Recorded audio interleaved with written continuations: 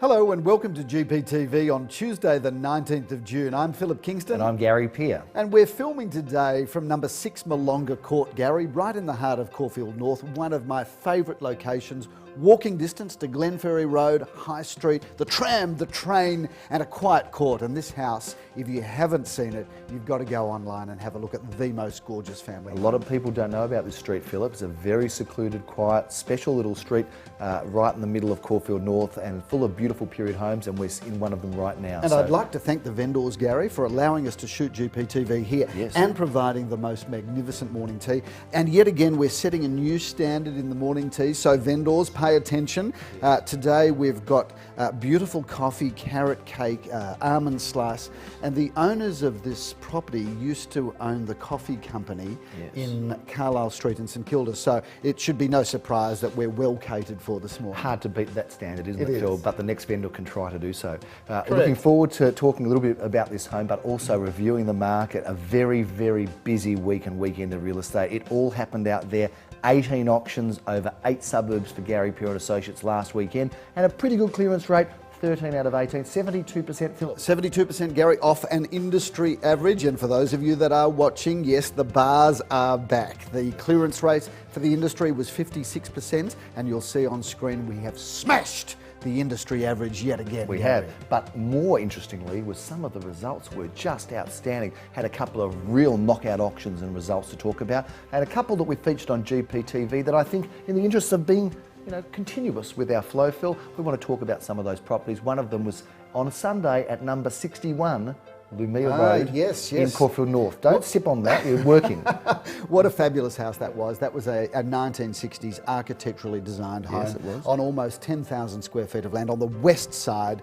This was a house that I fell in love with, and we did sell it after the auction. We passed it in on a vendor bid and sold it for considerably more after the auction. Price is undisclosed, but we sold it to a young couple that I think are going to completely transform this house and take it from the 1960s well into the year 2013 and beyond, and I'm excited to see what they're going to do. So am I, and they're bought in one of the best streets in Caulfield North, so congratulations to them and to the vendors. Another sale that happened, Phil, in KEERON Street, one that I was involved with. What happened here?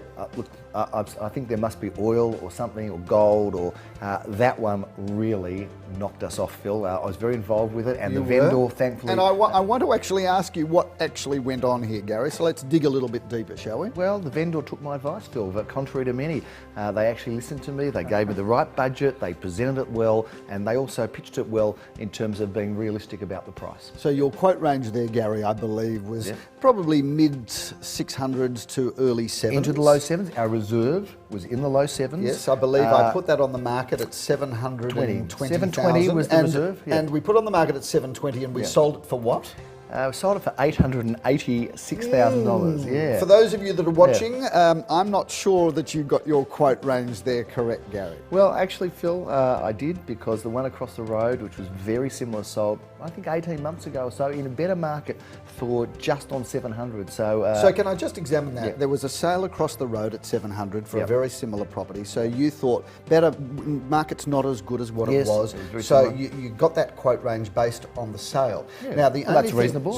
You would think so, wouldn't you? Now I just want to analyse this. There was a sale at 700 for something very similar across the road. This one at 886,000. And I believe the only difference between the two properties was you auctioned the one for 700, and I auctioned the one for $880,000. Read into that what you will. I read into that I probably would have got a lot more than 886 if I'd auctioned the one that we sold on the weekend. I don't know how you come to that conclusion, but good luck to you with that. I'm very creative.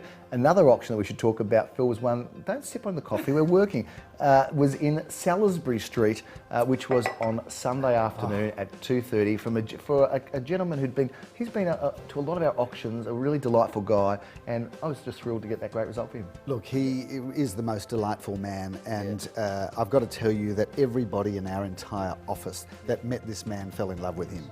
Tell us a bit about the house. Well, the house was built by Glenville, I think, about 10 years years ago on a smallish parcel of land of about 480 square metres, north side of the road, so a really good interesting location. street, Salisbury, not well known because not a lot of real estate in there. But a good location. Yeah, there is. And I had appraised that at $900,000 to $1 million. And we had a good campaign, it was going quite well. We thought we'd get $1 million and more. We announced the property on the market at $1,030,000. So we're really already at the top end of what we think it's worth. Two parties battled it out. Took me about 45 minutes to do the auction, and we went in $2,500 and $5,000 rises, all the way from $1,030,000 to $1,275,000. So $245,000 over the reserve price, and in our office we couldn't be happier for the vendor. Great auction and a great weekend of auctions again. Over $11 million in sales all over the place. Plenty of suburbs represented, which was great. And I noticed, by the way, Phil, that you are splashed all over the paper. Splashed all over the paper on the Sunday Age. Here he is on the outside and the inside, talking about how you boasted about the camera angle. Look, there you are. And with all the sea of successes that we had, I note that the Age decided to focus on one of the ones that we didn't sell, one of the past-in auctions. How does that work, Phil? Well, I've got to tell you, I thought I had superb media contacts. And clearly, given what's going on, I'm now backing Gina Reinhardt for a board on the for a seat on the Fairfax board, so that I can at least give her a call and say, listen, we need to do something with the photoshopping of the people that you're putting in there. Feature the ones that are going hot, not the ones that we didn't sell. But that is a good home. We talked about that too in Leslie Street, and that was passed. That's a great house. We'll sell that in no time. That shouldn't take too long to sell that. I'm sure not. Let's talk a little bit about this weekend, what's going on, what's coming up. We've got some exciting sales happening. One of those sales that's happening this weekend is again in KEERON Street. This time I'm doing the auction back in KEERON Street, 1 at 20 KEERON Street. It'll be interesting to see, Gary, how you go with that. Carrot cake by the chance? No, thanks, Phil. Busy working at the moment. That one is going up, is 1 at 20 KEERON Street, going up on Saturday at 11:30 a.m. So we're looking forward to that. 1 hour later, we're here. You've got the gig filled, number 6 Malonga Court in Caulfield North. Philip Kingston, the man on the paper, is doing that one. With the 3 necks. With the 3 necks, with the more chins than a Chinese phone book, as they say. You are going to be doing the auction at 12:30 here, and what a beautiful offering this is, Phil. This is a great house, Gary, and I love the position. I love what the owners have done here. They've just renovated it so beautifully. I think it ticks every box, and whoever buys this house is going to be buying the most beautiful home in one of the best locations in Melbourne. How about this downstairs area? We're sitting in the lounge room here, but how about the family room? The downstairs area, there's this whole it's like a second property, isn't it? It could be a home office, it could be a grotty teenagers retreat. You can just lock them down there and not open the door until they're 21. Good idea. That is going to be on Sunday, it's Saturday at 12:30, if I'm right. Yes. I think you are. I am. One other auction that we've got to review this weekend, which we're looking forward to, is on Sunday at 2:30 at number 2 Carrington Grove, East St Kilda.